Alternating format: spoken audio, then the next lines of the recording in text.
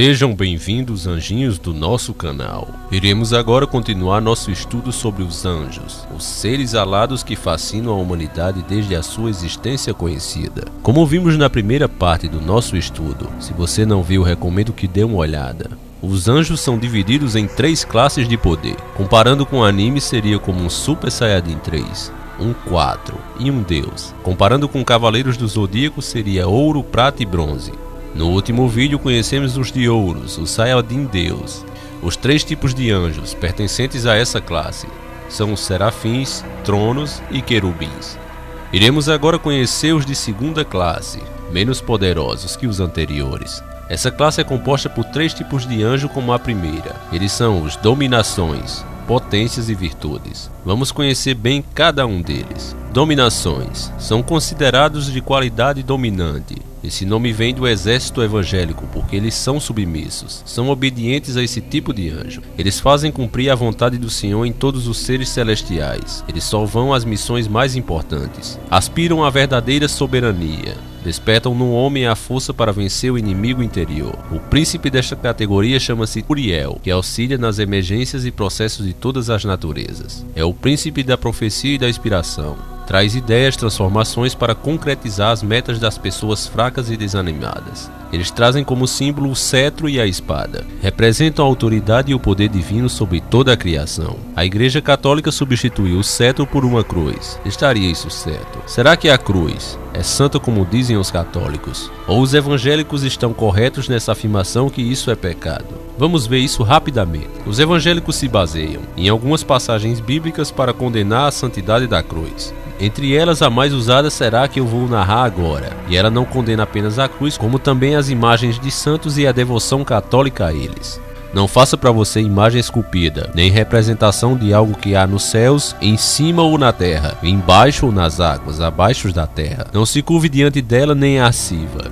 Porém, também os católicos se defendem. Eles dizem que o uso da cruz não é uma adoração a ela, mas sim ao sacrifício que Jesus fez por nós em cima dela. Por isso, quando alguém é possuído por um demônio, o exorcista mostra a imagem da cruz, para que ele tema, não a cruz em si, mas mostrar a ele que nossos pecados foram pagos em cima dela. Portanto, o diabo não tem direito de condenar aquela alma. Eles também apontam textos bíblicos para apoiar suas teorias. Mateus 16:24. Em seguida, Jesus disse a seus discípulos: se alguém quiser vir comigo, renuncie-se a si mesmo, tome sua cruz e siga-me. Coríntios 1:17. Cristo não me enviou para batizar, mas para pregar o evangelho. Isso sem recorrer à habilidade da arte oratória, para que não se desvirtue a cruz de Cristo. Coríntios 1:18. A linguagem da cruz é loucura para os que se perdem, mas para os que foram salvos, para nós é uma força divina.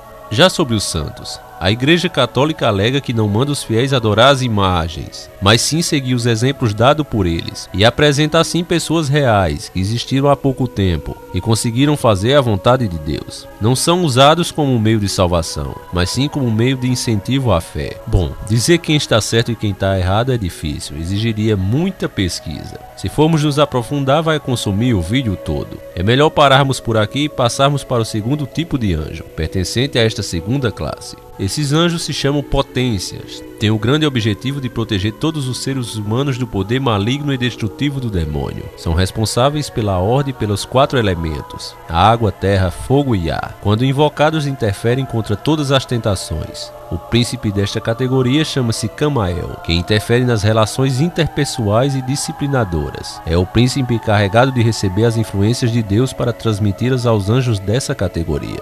Existe uma prece atribuída a esse tipo de anjo, mas especificamente o anjo pertencente a esse grupo, Menadel. Ajude-me a fazer a voz do meu eu chegar ao meu entendimento. Ajude-me a compreender a língua estranha das regiões divinas. Dê-me força para quebrar minhas ligações com os maus hábitos e ser a base de um novo universo. Inspire-me a dizer a palavra certa, a fazer o gosto adequado e a compreender a voz que chama no céu e as mãos que trabalham na terra. Ajude-me a encontrar o espaço adequado às novas criações. Serei o construtor da sua obra e o edificador do novo Éden.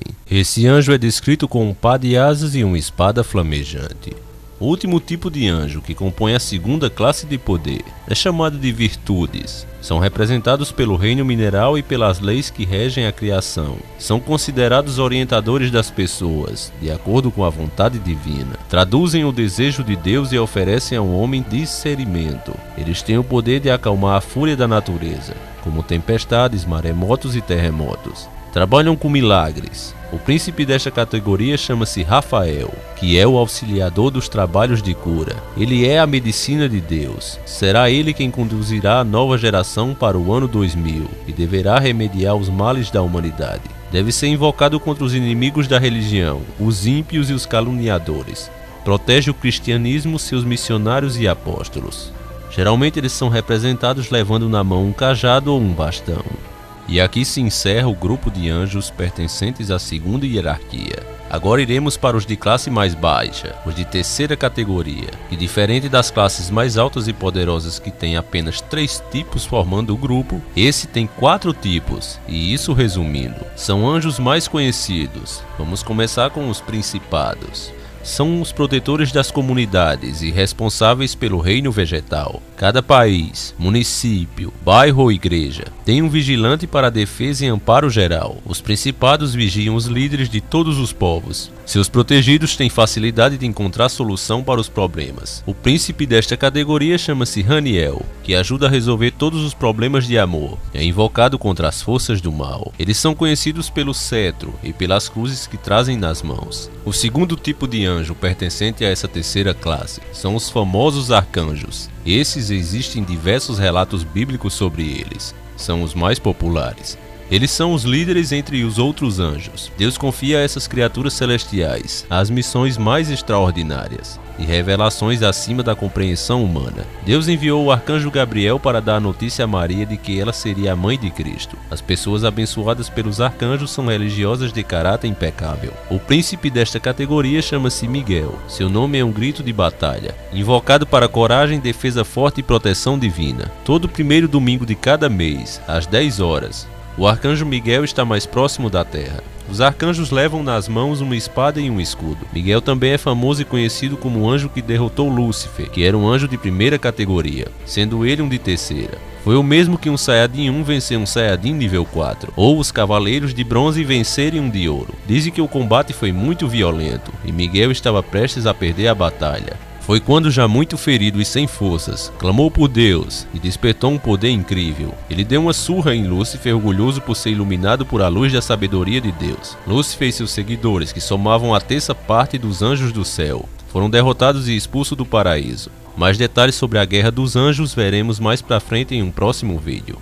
Um episódio bíblico que descreve bem o poder desses anjos é relatado em Gênesis, depois de Deus ter prometido a Abraão que não destruiria Sodoma e Gomorra se achasse ali pelo menos 10 justos. Por amor a esses 10, Deus pouparia a cidade inteira, que era tomada pelo pecado, zoofilia, homossexualidade, suruba e tudo mais que tem por aí. Ao anoitecer, os anjos foram a Sodoma e Gomorra, em direção à casa de Ló. Enquanto passavam pelas ruas, os moradores se encantaram com a beleza dos anjos, que estavam à paisana, como homens de carne e osso. Os moradores tarados o seguiram até a casa de Ló, onde eles entraram. Ló, ao recebê-los, prostrou-se diante deles e pediu que eles passassem a noite debaixo do seu teto. Os anjos recusaram e disseram que iriam passar a noite na praça da cidade. Ló insiste e dá um banquete aos anjos, que enchem o bucho e se preparam para dormir. Mas antes que eles possam se deitar, os homens das cidades, todos tarados, cercaram a casa, tanto homens velhos como moços. E sim, era todo o povo. Eles cercaram a casa por todos os lados e exigiram que os belos homens, que na verdade eram os anjos,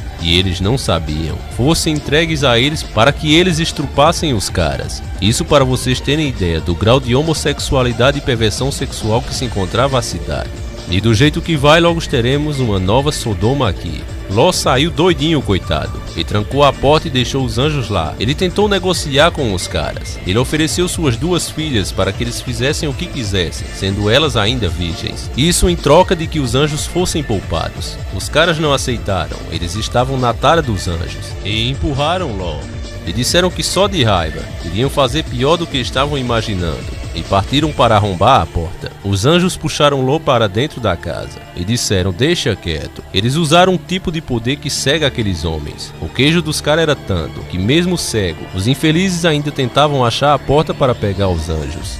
Os anjos dizem a Ló que Deus os mandou aqui, porque sua fúria é grande contra os pecados desse lugar. Viemos exterminar. Pega tua família todinha e parte daqui. Não olha nem para trás, porque o negócio vai feder aqui. Jó entende o recado e junta tudo e todos que tinha, e sai na carreira dali. O dia já começava a aparecer, e Ló ainda não tinha conseguido sair da cidade. E aí um dos anjos deu uma ajudinha. Levou Ló e sua família para fora da cidade. O anjo deixa claro que ele deve ir embora e não olhar para trás e fugir para o monte. O fim do mundo começou mais cedo para Sodoma e Gomorra. Deus fez chover enxofre e fogo, e os anjos acunharam a chibata para cima, e Sodoma e Gomorra foram apagadas de uma vez da face da terra. Esse episódio deixa bem claro o poder dos anjos. Vamos conhecer mais alguns deles. O terceiro tipo que compõe a terceira classe são chamados simplesmente de anjos, encarregados de orientar e influenciar os homens no caminho da vida. São seres de luz, responsáveis pelo desenvolvimento espiritual dos humanos. Não ocupam atribuições ou postos especiais no exército celestial. As pessoas sob o domínio dos anjos gostam de liberdade, não têm apego ao dinheiro, são bem-humoradas e inteligentes. O príncipe desta categoria chama-se Gabriel, é o anjo da esperança. Não existe uma representação especial para eles, eles tomam a forma com que você os imaginar. Existem vários tipos deles. São os anjos sem querer ofender, os mais comédias, responsáveis por trabalhos menores. Tem um muito querido pelos apaixonados, que muitos atribuem ser o anjo responsável por as pessoas encontrarem sua alma gêmea, que é o anjo Cupido. Cupido, vai longe de mim. Oh, Cupido, Eu viro um coração cansado de chorar. Quando ele acerta sua flecha em um homem e uma mulher, ambos se apaixonam perdidamente. Ele sempre acerta o par que forma uma alma gêmea, sua cara metade. Então torça para que um buchudinho desses acerte uma flechada em você. O último tipo da terceira classe, que encerra nosso estudo sobre anjo, são os gênios da humanidade. Esse não tem muita informação. São considerados uma divindade karmática, com missão de guardar a humanidade, e após estudar as características de cada anjo, poderá escolher aquele com o qual melhor se identificar, para ser o anjo guardião. Ele é tipo que escolhe as coisas, tipo, que anjo vai para cada pessoa. A minha história favorita envolvendo anjos foi um episódio do Velho Testamento. Se encontra em Números. Na minha Bíblia está na página 145. É uma Bíblia católica. O anjo do Senhor e a jumenta de Balaão. Aqui teremos uma amostra de um dos poderes alados dessas criaturas. É um episódio muito engraçado. Ele também mostra que anjos têm sentimentos. E aqui você pode ver o quanto a Bíblia tem histórias belíssimas, cheias de aventuras e fé, ao contrário do que muitos pensam que é um livro chato. Vamos lá, vamos começar. Balaão era um homem temente a Deus, mas nesse episódio ele resolve se entrosar. Digo isso porque Deus mandou que ele não agisse até que ele mesmo mandasse. Mas Balaão, entrosado como todo ser humano é,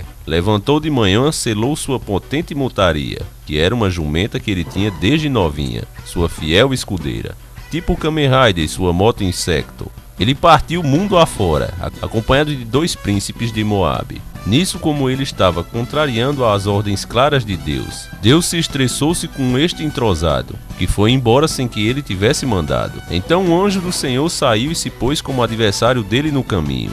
Então lá vem Balaão, com sua jumenta e 2 servos com ele. Como os animais têm uma visão mais privilegiada do que a nossa, porque eles são livres de pecado, a jumenta viu o anjo parado no caminho com sua espada desembaiada na mão. Balaão nem seus servos viram nada. Apenas a jumenta estava vendo. Então ela decidiu mudar de caminho, com medo do anjo, e foi por dentro dos matos. Aquele mato todo alto, roçando nas pernas de Balaão, foi o suficiente para ele ficar puto da vida e espancar a jumenta para ela voltar para o caminho. O anjo viu e mudou seu lugar, se pondo agora em um espaço entre as vinhas, cercada por muro de um lado ao outro, tipo um corredor, sendo um pouco mais largo. A coitada da jumenta fez o melhor que pôde para não esbarrar no anjo e assim não ser exterminada, nem ela nem Balaão. Ela deu um jeitinho típico de brasileiro. Ela se esfregou no muro, secou o bucho e conseguiu passar sem esbarrar no anjo. Mas infelizmente a coitada no rala-rala acabou ralando um pouco a perna de Balaão no muro, que não teve dúvida a tornar e espancar a jumenta puto da vida. O anjo, vendo aquilo, estava ficando cada vez mais irritado com Balaão e se pôs agora mais para frente, onde o caminho era mais estreito, onde não dava pra jumenta passar mesmo se quisesse dar um jeitinho brasileiro. A pobrezinha da jumenta, vendo que não dava pra passar, e ela não era nenhum cavalo de competição capaz de pular por cima do anjo, a única saída foi se deitar ali mesmo, amedrontada pelo anjo e com medo da surra que ia levar de Balaão. Desculpem. E igualmente Mãe Diná previu a morte dos Mamonas e Ayrton Senna. A jumenta estava mais do que certa. Balaão, ô homem sem coração. Ele ficou tão puto da vida que deu uma surra de pau na jumenta, pegou sua vara e começou a espancá-la. Aí vemos um tipo de senso de humor no anjo. Ele dá à jumenta o dom de falar nesse momento. Acho que todo mundo, quando tá alisando um gato e vê ele querendo ir embora, meio estressado, nós pensamos: o que será que ele está pensando de mim? Pois bem, vejam a lição de moral que a jumenta deu em Balaão. Que te fiz eu que já me espancasse já 3 vezes? Balaão tava tão estressado que nem se deu conta da situação incrível de uma jumenta falando, e respondeu peidado da vida: por que tu tá tirando onda comigo o caminho todinho? Sorte sua que eu não tenho uma espada aqui comigo, senão enfiava no seu bucho pra te matar. Será que o homem tava brabo? A jumenta ficou puta com isso e respondeu: véi, eu tua jumentinha do coração que toda tua vida cavalgastes, nós éramos tipo Sara e o cavalo de fogo. Que tocou meu coração quando me disse então. Alguma vez eu fiz isso contigo, ingrato? Eu tenho costume de fazer isso? Balaão menos puto disse não.